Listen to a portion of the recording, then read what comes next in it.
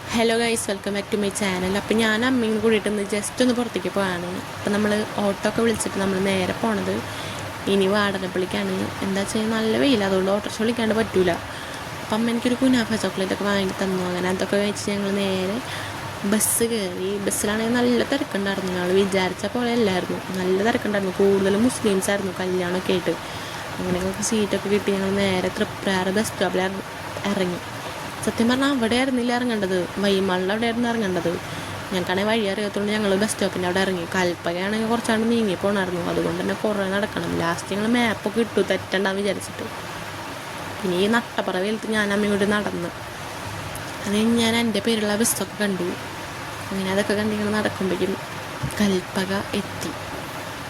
കുറേ നേരമായി നടന്നു തുടങ്ങിയിട്ട്. അതിൻ്റെ ഉള്ളിൽ കയറിയപ്പോഴാണെങ്കിൽ സമാധാനമായി. എന്താ ചേച്ചി ഉണ്ടല്ലോ, അവളാണ് വെയിലടിച്ച് നടക്കായിരുന്നു. നമ്മൾ അങ്ങനെ കുറച്ച് നേരം അവിടെയൊക്കെ നിന്ന് തിരിഞ്ഞ് അവളെ ബ്ലൗസിൻ്റെ തുണിയൊക്കെ കണ്ടുപിടിച്ച്, അങ്ങനെ അതൊക്കെ കണ്ടുപിടിച്ച് ലാസ്റ്റ് നമ്മൾ സെക്കൻഡ് ഫ്ലോറിൽ ചെന്നു.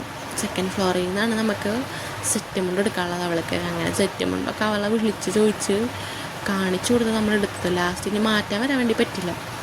അങ്ങനെ ബില്ലൊക്കെ അടിച്ച് നമ്മളിനി നേരെ വീട്ടിലേക്ക് പോവാണ്.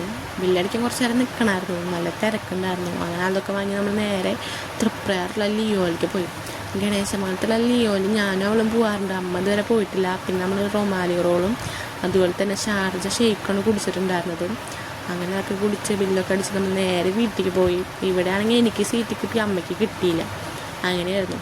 പിന്നെ നമ്മൾ ഗണേശ മഠത്ത് ഇറങ്ങി നടക്കാമെന്ന് വിചാരിച്ചു. അങ്ങനെ ഞാനും അമ്മയും കൂടി നടന്ന് നേരെ വീട്ടിലേക്ക് പോവാണ്. അപ്പോൾ ബൈ.